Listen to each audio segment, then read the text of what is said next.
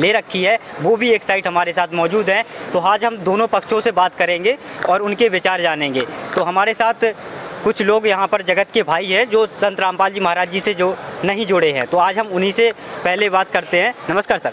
नमस्ते सर। क्या नाम है सर आपका? सुग्रीव। कहाँ से हैं सर आप? महाराष्ट्र से आए हैं हम। जी सर। सर तो आप संत रामपाल जी महाराज जी के जो अनुयायी हैं उनसे आप क्या सवाल करना चाहते हैं? मेरा तो सबसे बड़ा सवाल यही है कि संत रामपाल जी महाराज धर्म परिवर्तन करा रहे हैं। सबसे पहले हमारे देवी देवताओं की भक्ति छुड़वाते हैं, उपवास भी छुड़वा दिए हैं। क्या मतलब है? तो सर इनका कहना है कि संत रामपाल जी महाराज जी जो हैं वो धर्म परिवर्तन करवाते हैं और सारी भक्ति छुड़वाते हैं। सर क्या कहना चाहेंगे आप? देखिए, पहले मैं अपना पता बता दूं। मेरा नाम हेमंत दास है, मैं एमपी से रहने वाला हूं। और जो भाई ने कहा है कि संत रामपाल जी महाराज जी धर्म का परिवर्तन करवा रहे हैं, वो सभी देवी देवताओं को छुड़वा रहे हैं, तो मैं भाई को बता दूं, संत रामपाल जी महाराज जी हैं जो हमें सही मार्ग पर लेके आ रहे हैं। और जितने भी देवी देवता हैं उनकी सही भक्ति विधि बता रहे हैं, वो भी प्रमाण सहित बता रहे हैं। क्योंकि संत रामपाल जी महाराज जी ही इकलौते ऐसे संत हैं जिन्होंने हमें सदग्रंथ खोल के दिखाए हैं। ना कि आज तक किसी भी धर्म गुरु ने हमें सदग्रंथ खोल के नहीं दिखाए। उन्होंने आज तक ये नहीं बताया कि किस देवता का क्या नाम है, किस देवता की किस प्रकार से भक्ति करना चाहिए, ये कुछ नहीं बताया। जबकि संत रामपाल जी महाराज जी ने, जो आपने कहा है कि धर्म परिवर्तन कर रहे हो, हिंदू देवी देवताओं को छुड़वा रहे हैं, आप लोग नहीं जानते हो कि हिंदू देवी देवताओं की भक्ति क्या है। संत रामपाल जी महाराज जी ने शास्त्र के अनुकूल प्रमाणित करके बताया है। जैसे आपने बताया है, ब्रह्मा, विष्णु, महेश, दुर्गा, गणेश, इन सभी के नाम संत रामपाल जी महाराज जी प्रथम मंत्र में देते हैं। और उनकी सही भक्ति जो है, जैसे अपने रामायण में कहा है कि कलियुग योग न यज्ञ न ज्ञाना, एक आधार नाम गुणगाना, उस नाम का गुणगान करना चाहिए। जो आज संत रामपाल जी महाराज जी उन्हीं देवी देवताओं के नाम का गुणगान हम लोगों को देते हैं। वो हम सभी भाई बहन जितने संत रामपाल जी महाराज जी का नाम ले लेते हैं, वो हम सभी उन्हीं देवी देवताओं की प्रथम भक्ति, जो कहते हैं गुरु जी कि तीनों देवा कमल दल बसे, ब्रह्मा विष्णु महेश, और प्रथम इनकी वंदना फिर सुन सतगुरु उपदेश। तो हमारे संत रामपाल जी महाराज जी हिंदू विरोधी नहीं है। हमारे संत रामपाल जी महाराज जी ने सभी धर्मों को एक करने का काम किया है। क्योंकि जो संत रामपाल जी महाराज जी कहते हैं, जीव हमारी जाति है, मानव धर्म हमारा, हिंदू मुस्लिम सिख ईसाई धर्म नहीं कोई न्यारा। हम सभी जीव जाति के हैं, हमारा कोई धर्म नहीं है, कोई मजहब नहीं है, हम एक परमात्मा की संतान हैं। हम सभी एक जगह से आए हैं और एक ही जगह हम जाएंगे। तो आज हमको बताया है, यहाँ के जितने भी धर्म गुरु हैं, उन लोगों ने अपनी राजनीति रोटियां सेंकी, उनने अपनी रोजी रोटी चलाई, और हम लोगों को धर्म परिवर्तन करने में कहीं किसी में बांट दिया, किसी को हिंदू बना दिया, किसी को मुस्लिम बना दिया, किसी को सिख बना दिया, किसी को ईसाई बना दिया। वो अपनी अपनी रोजी रोटी चला रहे हैं। जबकि संत रामपाल जी महाराज जी ने सही बताया है कि हम सभी एक पिता की संतान हैं। जब हम एक पिता की संतान हैं तो हमारा एक नाम होगा, एक भक्ति विधि होगी, हमारा एक साधन होगा। जैसे एक आधार कहा है ना कि एक आधार नाम गुणगाना, सबका एक आधार होगा, अलग अलग नहीं होगा। अलग अलग ढपली अलग अलग राग बजा रहे हैं तो हम एक आधार नहीं है हमारा, हम एक परमात्मा की संतान हैं। तो एक परमात्मा की एक भक्ति विधि होगी, उसके पास जाने का एक साधन होगा। तो संत रामपाल जी महाराज जी सनातन के हितैषी हैं, हिंदू धर्म के हितैषी हैं। तो सर इनका तो सर इनका कहना है कि संत रामपाल जी महाराज कोई हिंदू विरोधी नहीं है और वो सतग्रंथों के आधार पर भक्ति बताते हैं। लेकिन हमारा मानना ये है कि हमारे हिंदू धर्म में 33 करोड़ देवता होते हैं। पहले तो हम ब्रह्मा विष्णु महेश की इतनी सारी मूर्तियाँ बना दिए हैं और ये मूर्ति की पूजा छुड़वा देते हैं। दूसरी बात यह है कि 33 करोड़ देवता होते हैं हिंदू धर्म में, इसमें कोई आधार ही नहीं कि पूजा करने के लिए बोलते हैं। सबको अलग अलग कर दिए हैं, क्या मतलब इसका?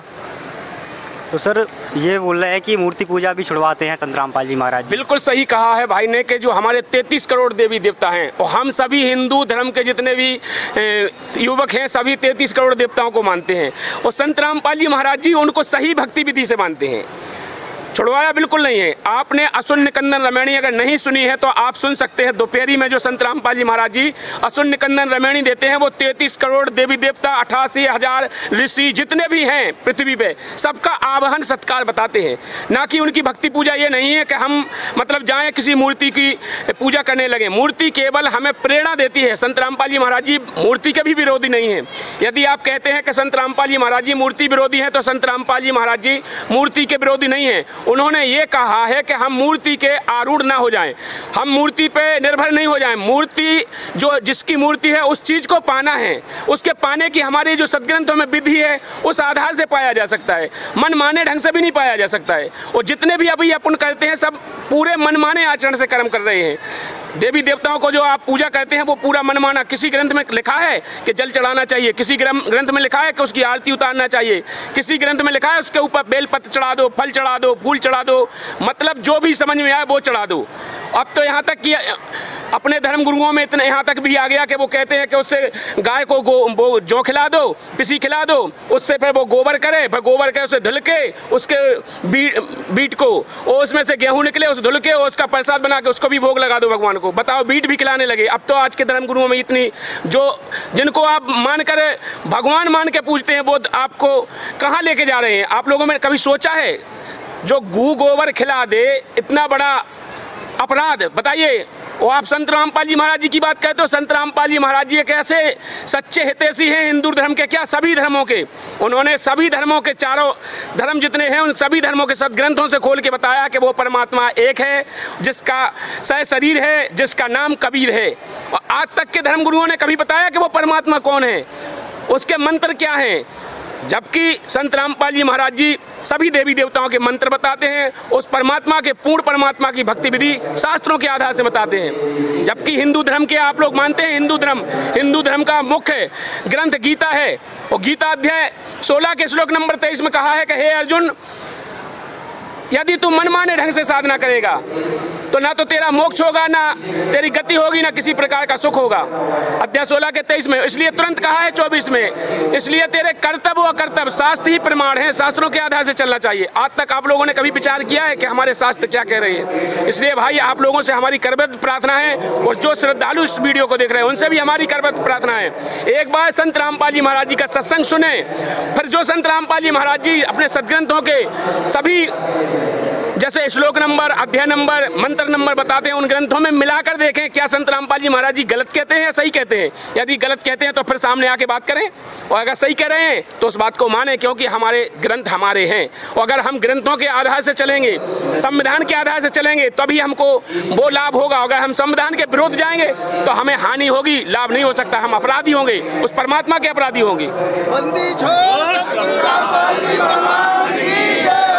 तो सर, इनका कहना है कि संत रामपाल जी महाराज मूर्ति पूजा नहीं छुड़वाते, ना ही उसका विरोध करते हैं, वो शास्त्र अनुसार भक्ति बता रहे हैं, और शास्त्रों में मूर्ति पूजा का खंडन किया है, यानी कि गलत बताया है।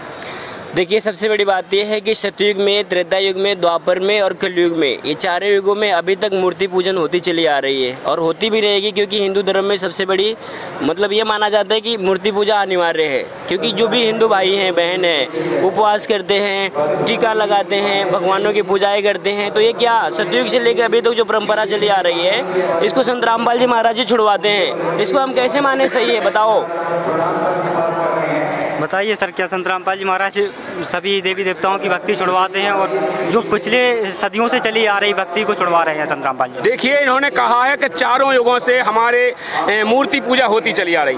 देखिए, सतयुग में सत्सुकृत कर टेरा, त्रेता नाम मुनिंदर मेरा, और द्वापर में करुणामय कहाया, कलयुग नाम कबीर धरा। चारों युगों में परमात्मा आता है और वही भूमिका करता है सदगुरु की, और वही भूमिका करके हमको बताता है कि पाहन पूजें हरि मिले तो हम तो पूजें पार, और ईसे तो चकिया भली पीस खाए संसार। अगर पत्थर के पूजने से भगवान मिलता है तो हम तो पूरा पार पूज देंगे, भगवान हमें सबसे ज्यादा मिलेगा।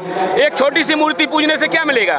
तो हमें मूर्ति पूजा का खंडन नहीं किया। उन्होंने ये कहा है कि उसकी जो हमें उसको पाना है, जिस परमात्मा को, जिसकी मूर्ति देख रहे हो, उसकी जो भक्ति विधि बताई है उसको करना होगा। मूर्ति की पूजा करने से थोड़ी मिल जाएगा वो। यदि हमको जल चाहना है तो जल प्राप्ति के लिए वो साधन जुटाना पड़ेगा, तब तो हमें जल प्राप्ति होगी। हमें कुआं खोदना पड़ेगा या हेडपंप लगाना पड़ेगा, तो वो मशीन जोड़ना पड़ेगी, तब हमें वो मशीन से गड्ढा होगा, वहाँ पर बोर डाला जाएगा, मोटर डाली जाएगी, तब वो जल निकलेगा, जब हमें प्राप्ति होगी। अगर हम उस जल की पूजा करने लगे, जल जल जल जल पूजा करें, आरती करें, अगरबत्ती लगाएं, जल मिल जाए, जल मिल जाए, जल मिल जाएगा, बोलिए आप? जबकि हमें उस जल की प्राप्ति के लिए जो हमारा इंस्ट्रूमेंट है, उसके जो प्रोसीजर है वो करना पड़ेगी। इसी प्रकार जिस परमात्मा को हमें चाहना है, उसकी मूर्ति को देख करके, उसके केवल देखने से उससे क्या होता है, हमें दृढ़ता मिलती है, ना कि उससे पूजा करने से लाभ नहीं होगा। तो हमें दृढ़ता मिलती है, तो हमें उसके पाने की चेष्टा करना चाहिए उस परमात्मा को। वो हमारे जो सदग्रंथों में भक्ति विधि जो बताई है, जैसे कि गीता अध्याय 17 के श्लोक नंबर 23 में कहा है, ओम तत्सत इति निर्देश तिर्वेद। एक मंत्र है उसका पूर्ण परमात्मा को पाने वाला। इसके अलावा इति कोई नहीं, 3 निर्देश आखिरी निर्देश बताया है। और गीता अध्याय 18 के श्लोक नंबर में कहा है, अर्जुन उस परमेश्वर की शरण में जा जिसकी कृपा से सनातन धर्म और शाश्वत धाम को प्राप्त होता है, लौट के पुनः जन्म मृत्यु में नहीं आता है। आपके जो धर्म गुरु हैं या आपके जितने आप भूत बनते आए हैं, आपने देखा होगा जितने भी आपके धर्म गुरु हैं वो कहते हैं, आपके पिताजी पहले तो कहते हैं चलो इनके उद्धार के लिए तुम्हारा जिस दिन मरेगा उस दिन कहेंगे इनका उद्धार करा दो, फिर उस दिन तुम्हारे क्रियाकांड कराएंगे, फिर कहेंगे कि इलाहाबाद चले जाओ, फिर ग्याजी चले जाओ, पिंड परवा दो, फिर बाद में क्या कह देंगे, अब इनके कौवा बन गए, इनके भोजन करा दो, कौवा बना के छोड़ दो या कुत्ता बना के छोड़ देंगे। तो हमें गति कराने हती और कौवा बना के छोड़ दो। वो आप लोग भी कभी विचार नहीं करते हो कि कौवा को अगर एक दिन खिला भी दो तो कब वो पूरी 1 साल भाई फरो एक दिन आगे खवाए से। तो हमारे जो शास्त्रों में जो लिखा है वो करना चाहिए, ना कि मनमाना आचरण।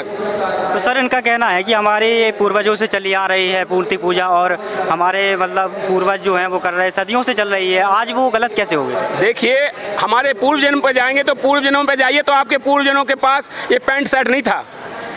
पूर्व जन्म आपके थे वो पहले का पोशाक पहनते थे, धोती पहनते थे, कुर्ता पहनते थे, अल्फी पहनते थे, कट्टा पहनते थे।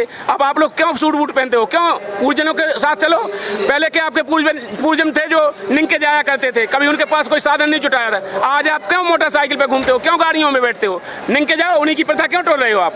आपके पूजन थे जो पढ़े लिखे नहीं होते थे, अपनी चिट्ठी दूसरे से पढ़ाऊन जाते, अपने मोड़ा को नाव धरावे पंडित जी नो जाते, 5 फैल पंडित जी वे कह देते जाओ तुम्हारे मोड़ा को लटोरे नाव, घटोस घसीटे नाव, कड़ोरे नाव, तुम खुश हो जाते, रख बढ़िया नाम रख दो। आज तुम अपने मोड़ी मन के नाव क्यों खुद रख लेते हो? आज हम पढ़ी लिखी समाज हैं, हम आज पढ़े लिखे होशियार हैं, तो हम अपने सदग्रंथों को खोल के देखेंगे उनमें लिखा क्या है। हम उन पर नहीं जाएंगे कि हमारे पूर्वजन वगैरह हमारे नंगे घूमते सो हम नंगे घूमने लगे, कहा कि हमारे पुरखा घूमता है, ऐसा नहीं करेंगे। आज हमारा टेक्नोलॉजी ज़माना है, इंटरनेट का ज़माना है, सब पढ़े लिखे हैं, हर चीज़ आजकल इंटरनेट पर पढ़ी है। हम पढ़े लिखे हैं तो हम पढ़े लिखे का मतलब ये है कि हम अपनी चिट्ठी खुद पढ़ेंगे, ना कि किसी के पास नहीं ले जाएंगे। तो पूर्वजनों के चक्कर में नहीं पड़ो। आज अपन पढ़ी लिखी समाज हैं, जिस समय बदल रहा है उसी प्रकार तुम्हें बदलना होगा यदि मोक्ष कराना है तो।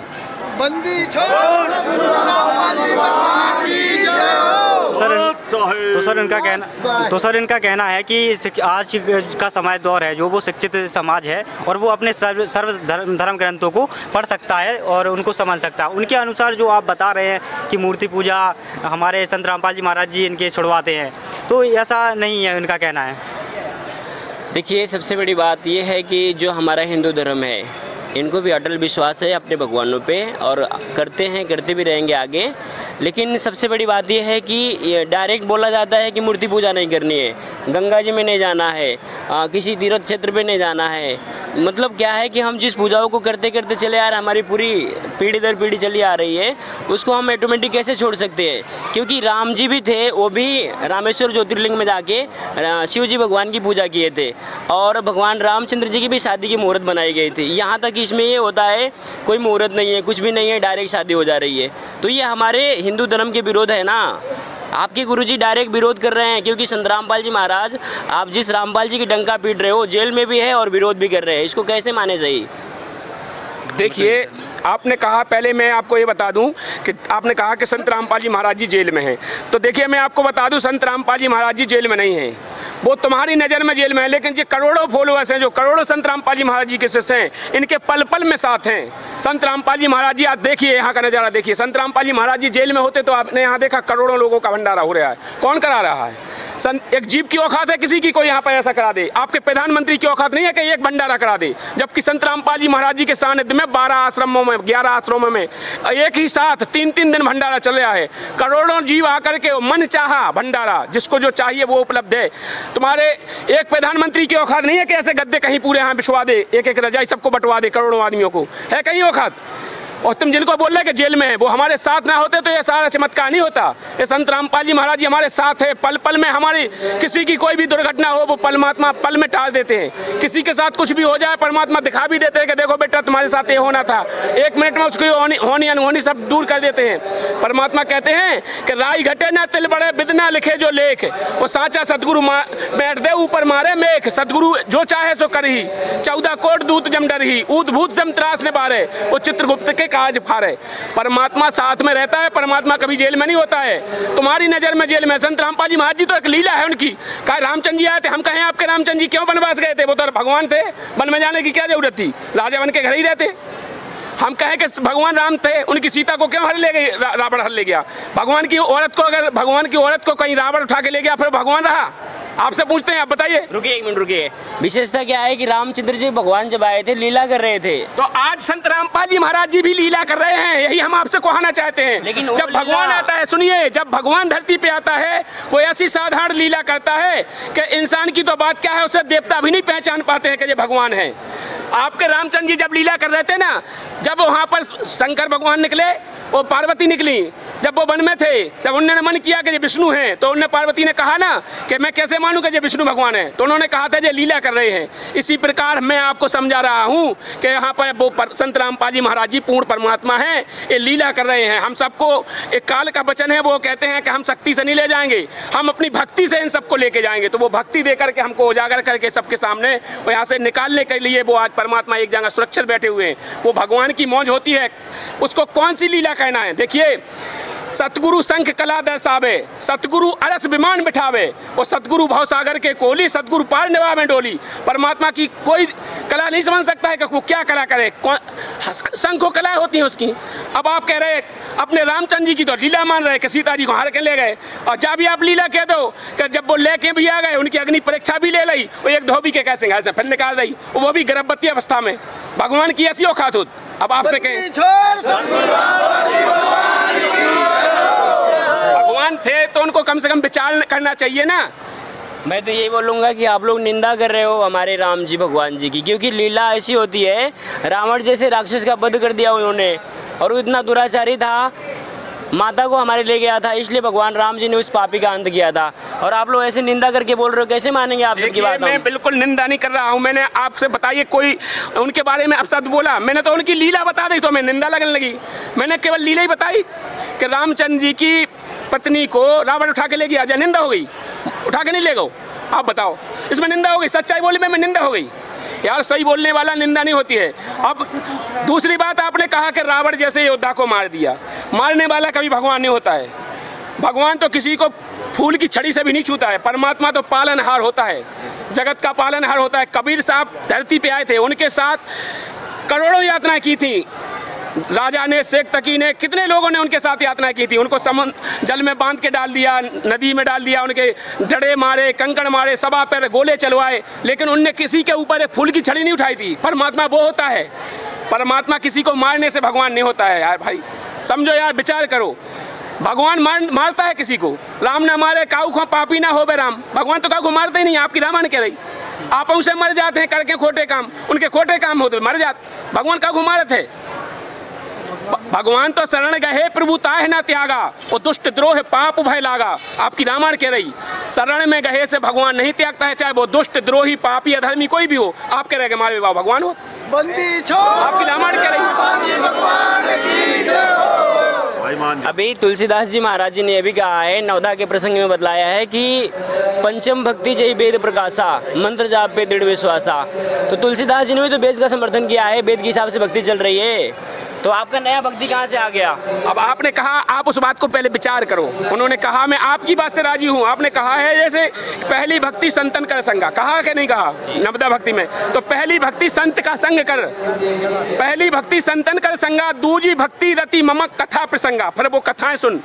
तीजी भक्ति है नाम जाप का दृढ़ विश्वासा, वो जो नाम देगा फिर वो संत, उसका जाप कर दृढ़ विश्वासों के, नाम जाप कर दृढ़ विश्वासा। पंचम भक्ति वेद प्रकाशा, पांचवें वेद में प्रकाश है उस भक्ति का। इसका मतलब ये है, ये नहीं है कि चार वेदों में भी उसका प्रकाश नहीं, उसमें तो थोड़ा बहुत बताया, लेकिन पांचवें वेद में जो लिखा है ना, पंचम भक्ति वेद प्रकाशा, पांचवें वेद में भक्ति का प्रकाश है। वो पांचवा वेद सूक्ष्म वेद है। आज तक आप लोगों को पता भी नहीं है कि वो पांचवा वेद कौन है।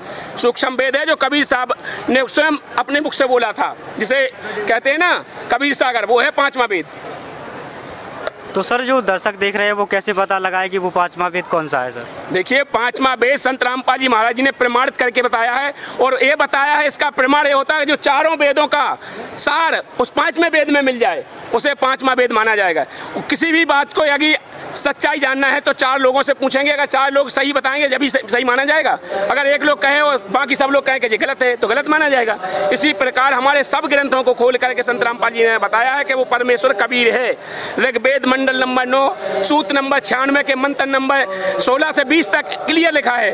कई जगह परमात्मा ने बताया, ऋग्वेद मंडल नंबर 9 के कई जगह मंत्र नंबर 1 में बताया है, हजारों जगह प्रमाण दिया है। आप गीता तेरा ज्ञान अमृत, ज्ञान गंगा, भक्ति से भगवान तक, सौदागर का संदेश, कई पुस्तकें संत रामपाल जी महाराज जी ने लिखी हैं, उनमें पूरे प्रमाण दिए हैं। आप मिला के देखिए, आपने धर्म गुरुओं को बताइए कि देखिए थोड़ा संत रामपाल जी महाराज जी ने अपनी तरफ से एक बार नहीं लिखा है, तुम्हारे ग्रंथों से निकाल के बताया कि भगवान कौन है। तुम कहते हो कि निराकार है भगवान और फिर मूर्ति की पूजा करते हो। जब निराकार है उसकी पूजा क्या करोगे? आकार होगा उसी की पूजा होगी कि निराकार की पूजा होगी? तो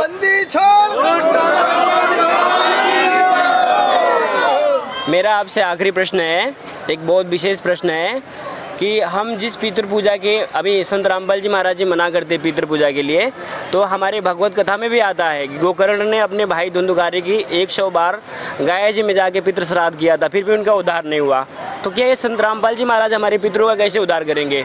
इसका उत्तर दे दो सही से। देखिए, अपनी गीता जी में लिखा है, अध्याय 9 के श्लोक नंबर 25 में लिखा है, आप उठा के देख लेना, अपने धर्म गुरुओं से कह देना कि उठा के तुम भी देख लो, भूत बनवा तुम्हें ही ने। कैसे? उसमें लिखा है कि अध्याय 9 के श्लोक नंबर 25 फिर से याद कर लेना, जो भूतों को पूजते हैं वो भूत बनते हैं, पितरों को पूजने वाले पितृ बनते हैं और देवताओं को पूजने वाले देवगति को जाने के बाद पुनः जन्म मृत्यु में आते हैं और मेरा पूजन करने वाले मुझे प्राप्त होते हैं।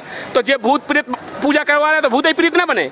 तो भूत प्रीत हमारे संत रामपाल जी महाराज जी कहते हैं हम पितरों की पूजा नहीं करेंगे, भूतों की पूजा नहीं करेंगे। और जो संत रामपाल जी महाराज जी से नाम दीक्षा लेकर के, संत रामपाल जी महाराज जी कहते हैं कि दास पर लिखा नहीं है, लेकिन दास वचन से दावा करता है कि जो मेरी भक्ति करेगा 101 पीढ़ी पार होगी। तो 101 पीढ़ी में तुम्हारे जितने भी भूत पित्र होंगे सबका उद्धार हो जाएगा, कोई नहीं बचेगा। एक भगत के 101 पीढ़ी का पार करेंगे तो जिसके परिवार में पूरे सब भक्ति करेंगे तो उनके सबके उद्धार नहीं हो जाएगा। तो उन भूतों से प्रीतों से निकाल के हमारा मोक्ष कराएंगे। और हमारे प्रमाण हैं हमारे ग्रंथों में, गीता जी में प्रमाण बता रहे, वेदों में प्रमाण बता रहे, गरुड़ पुराण में भी आपने जो कहा ऋषि जिसने वो हाँ उसमें स्पष्ट कहा है कि जब पूजा है तो व्यर्थ की, इससे मोक्ष नहीं होगा। और जब मोक्ष नहीं होगा तो फिर क्यों कर रहे हैं वो पितृ पूजा? जो भूतों की टीम होती है, भूत प्रेत पिशाच यक्ष ब्रह्म राक्षस बेताल कुष्मांडा हकनी साकनी मरी मसानी, तो क्या इन सबका उद्धार हो जाएगा ऐसी भक्ति से? बिल्कुल सबका होगा। संत रामपाल जी महाराज जी ने कहा है कि जितने भी जीव जंतु हैं पृथ्वी पर, जो सतगुरु की वाणी होती है उसके वचन में पावर होता है। पहले मैं आपको बता दूं, जो सतगुरु की वाणी होती है उसके वचन में पावर होता है, क्योंकि पूर्ण परमात्मा की शक्ति स्वयं सिद्ध होती है। उसके वचन में वो पावर होती है कि जो परमात्मा से उच्चारण वाणी होती है उसमें इतनी पावर होती है। परमात्मा ने कहा है कि इस वाणी से तो जो जीव जंतु भी सुनेंगे तो उनका भी उद्धार हो जाएगा। जो भी इस वाणी को सुनेगा सबका उद्धार हो जाएगा। सतगुरु पशु मानुष का डारे सिद्धि देखें ब्रह्म विचारे, पशुओं को भी मनुष्य करेगा परमात्मा इस वाणी से, तो जीव जंतुओं को भी करेगा, सबको करेगा, सबका उद्धार होगा इस वाणी से। और ये वाणी 5500 जब कलयुग बीत जाए, महापुरुष फरमान तब जग तारण खुआए। जो आपने कहा आज ही क्यों आए, उसका समय निर्धारित होता है, अपने वेदों में लिखा है, अपने ग्रंथों में लिखा है।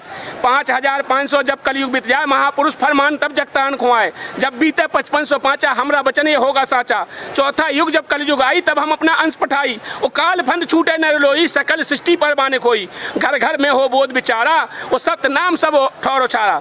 इस समय सब कोई सतनाम का जाप करेगा। एक अनेकन हो गए पुनः अनेक हो एक, और हंस चले सतलोक को सतनाम की टेक। सबका उद्धार होगा इस समय, ये समय ही निर्धारित है इस समय का।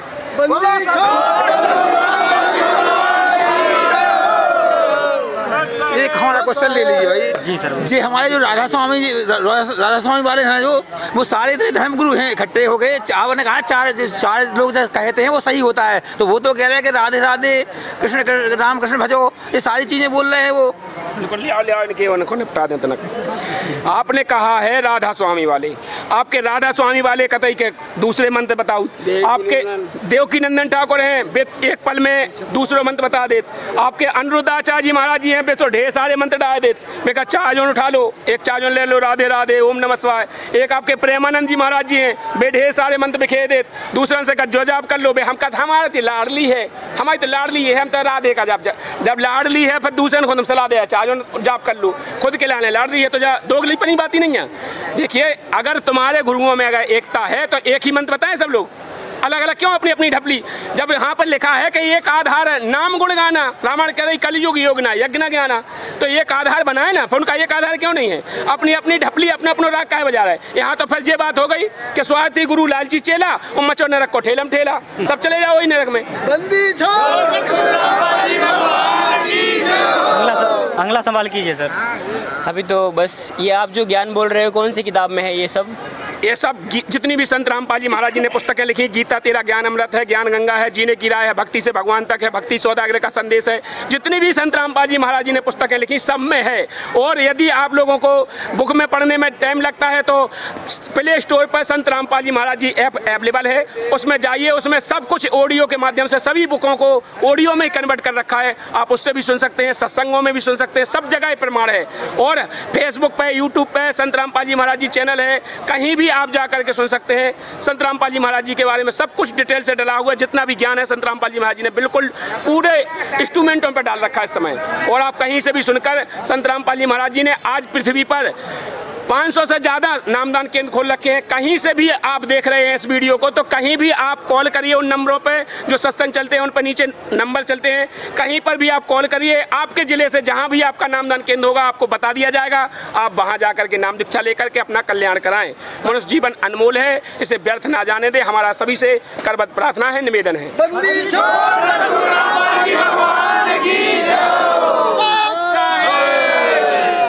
तो सर आपके द्वारा पूछे गए सभी सवालों का क्या इन्होंने सही जवाब दिया? मुझे तो बहुत अच्छा लगा, क्योंकि अभी तक हम जो शास्त्रों को पढ़ रहे थे, भगवत गीता भी पढ़ा हमने, शिव पुराण भी पढ़ा है, लेकिन मन का संतुष्टि नहीं हुआ। अच्छा ज्ञान है इनका, बहुत अच्छा है, हम भी एक बार ज्ञान गंगा जरूर पढ़ेंगे। जी तो आप मतलब इनके सभी सवाल जवाबों से संतुष्ट हो? संतुष्ट है, इसलिए तो ज्ञान गंगा पढ़ेंगे। जी सर। दोस्तों अभी आप देख रहे थे हमारा खास कार्यक्रम आध्यात्मिक डिबेट, तो अब हम इसी डिबेट को यहीं पर ख़त्म करते हैं, फिर मिलेंगे ऐसे ही वीडियो के साथ। हमारे चैनल को लाइक कमेंट शेयर जरूर करें और साथ ही चैनल को सब्सक्राइब जरूर कर लें। मिलते हैं फिर ऐसी डिबेट के साथ।